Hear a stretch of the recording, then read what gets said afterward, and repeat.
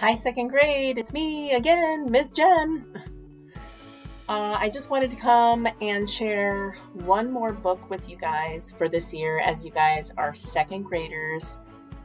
Because by the time I see you next time, you'll be big third graders. So, this book is called The Happy Hedgehog, and it's by Marcus Pfister. So we see on the cover a cute little hedgehog. And this hedgehog is just kind of laying in the middle of these leaves. And we're going to read the story, and then I'm going to see at the end if we can get a lesson from this book. Because there are some books that tell us stories just for the fun of it, and then there are some books that are fun to listen to, but they also have a little lesson or story along with it. So, this is called The Happy Hedgehog by Marcus Pfister. And even on the cover, and even here, there's a little tiny picture of a hedgehog here. So cute. The Happy Hedgehog. Here's the title page, and we see hedgehog there. It was a beautiful day, and Nico, the little hedgehog, was feeling completely content. He lay in his garden, watching the clouds. As they changed shape, they reminded him of certain animals or plants. Nico loved his garden. He knew every flower, all the herbs, and even all the weeds by name. More than just their names, though Nico knew about all their healing powers. The little hedgehog also knew all the animals who lived there. The reptiles, the mammals, the amphibians, even the insects. Above all, he knew the birds by sight and by their songs. So there's Nico, and he is looking pretty happy in his garden. He's taking time to smell the flowers.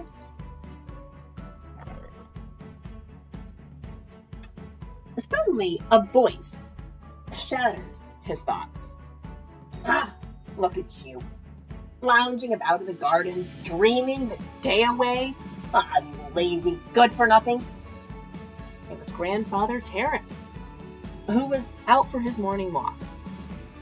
The youth of today are simply useless, said Tarrant. When I was a boy, it wouldn't have occurred to me to sit around all day long, staring into space. You should do something. But Grandfather, I am doing something, answered Nico. I'm watching the clouds and observing the plants and...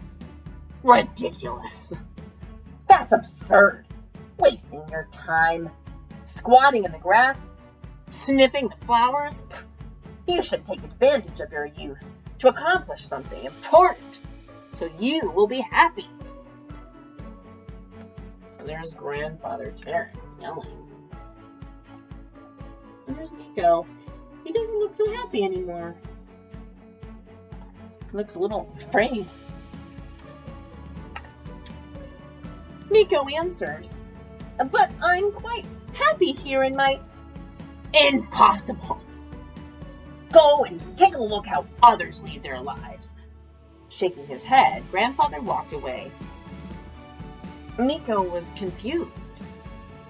He didn't think that Grandfather Tarrant looked particularly happy. What did others do that was so much better? The little hedgehog wondered. I will have to go and see for myself. I'll learn something from them. He tied up a knapsack and he headed off. So there's Grandfather Tarrant limping away. And there's Nico leaving his garden in search of what makes people happy and what are they doing to make themselves happy. Suddenly, a tortoise sped by Nico. Hey, the tortoise! Wait a minute, called Nico. Why are you running? I'm in training, she panted. Training for what? asked the little hedgehog. Training to be the fastest tortoise in the world. Nico scratched his forehead. Isn't it a bit difficult to run with such a heavy shell on your back? So there's Nico wondering. And there's the tortoise running.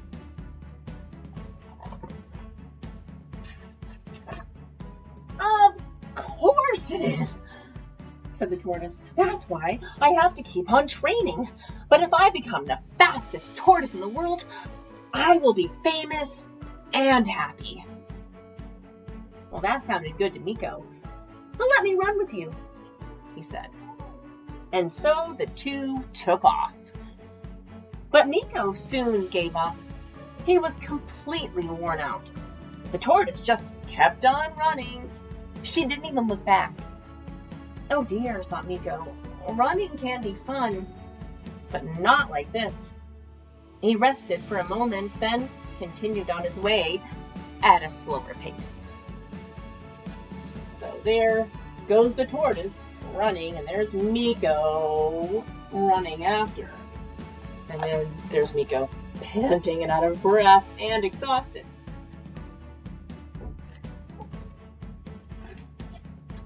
Suddenly, a hare hurried across his path. Hare, wait! Are you also in training? The hare looked baffled. Nico noticed the notebooks Hare was carrying. A training? No, I'm going to school. To school? What's that? Nico asked. Come along with me, Hare answered, and see for yourself. So there goes Nico, following Hare, and there's books under his arm.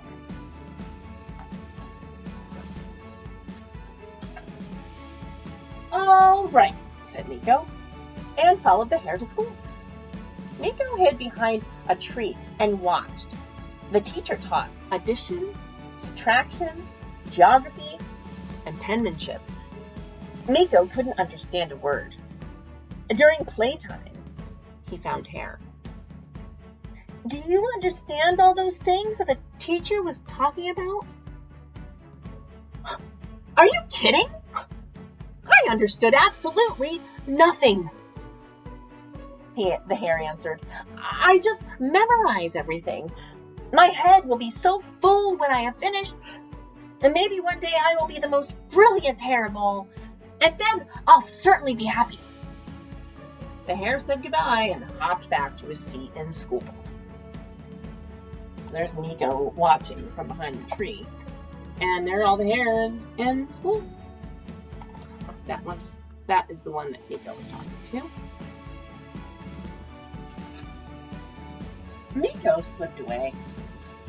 He thought, it's great fun to learn new things, but just memorizing without really understanding them is not what I want.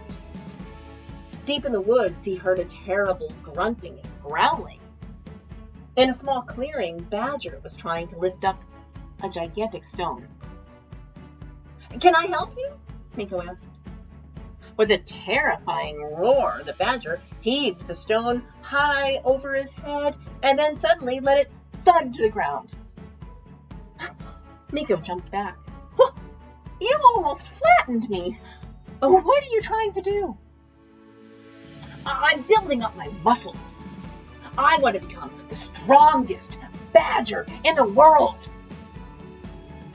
Oh no. Not again, thought Nico. And there's Nico looking. And there's the badger lifting up his big heavy rock.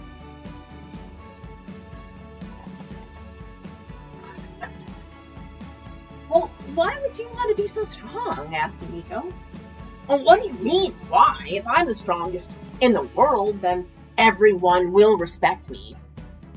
I wouldn't be afraid of anyone, and that would make me very happy. Nico thought this over. But there were certainly advantages to being strong. Could I give it a try? He asked. Of course, Badger grinned. Here, first try with this smaller stone. Nico grasped the stone and struggled to lift it up. he began to sweat. He got the stone up as far as his belly when it slipped to the ground and landed on his little toe. "Ouch!" cried Meeko, rubbing the throbbing toe and whimpering. "Oh, this is silly." Meeko promised himself to only lift stones when he had to build a house or a wall around his herb garden. But just to get stronger, no thank you. So there he is, trying to heave that big heavy stone, trying to lift it up. And there is him and his throbbing, hurting foot.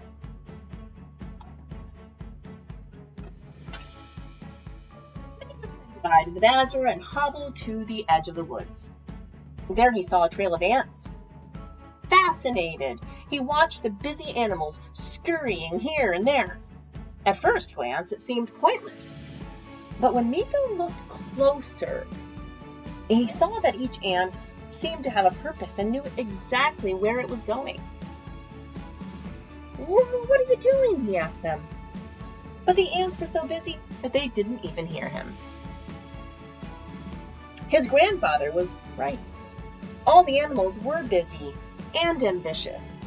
They wanted to become fast and smart and strong so they would be happy. But it seemed to Meeko that while they were striving, they weren't enjoying life at all. There's the ants.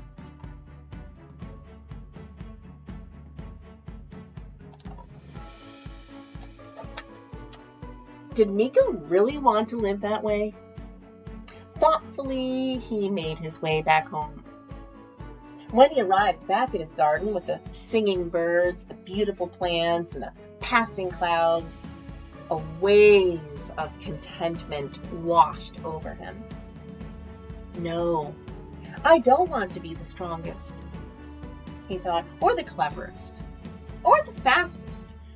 And why make myself miserable just to be happy in the future when I'm already happy? I like the way I am now, here at home, in my garden."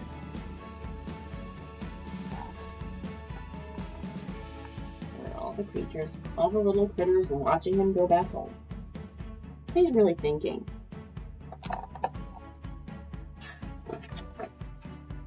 Meeko heard a hoarse cough and turned around. It was his grandfather.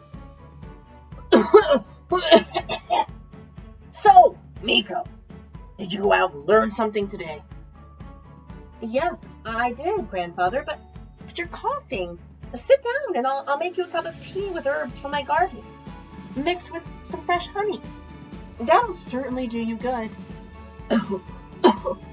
"You think so?" "Oh yes, I know other healing herbs too. I can help a sprained foot, a headache, and lots more." "Is that so?" asked his grandfather. Grandfather Tarek made himself comfortable among the herbs and flowers. He sipped his sweet tea, which did indeed help his cough. He asked Meeko questions, and with each answer, Grandfather Tarek saw how much his grandson really did know, and how much there was to learn in Meeko's garden. So there's Meeko and his flowers, and then there he is with his grandpa helping him with his cough.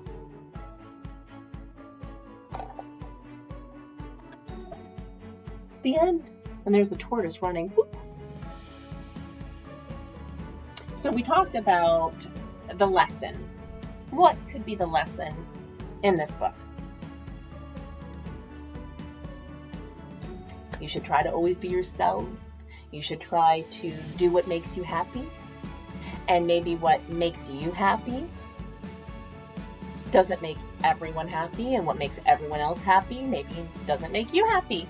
So you have to try to live your life for you, doing what makes you happy. So I hope you enjoyed the book, and I'll see you next time.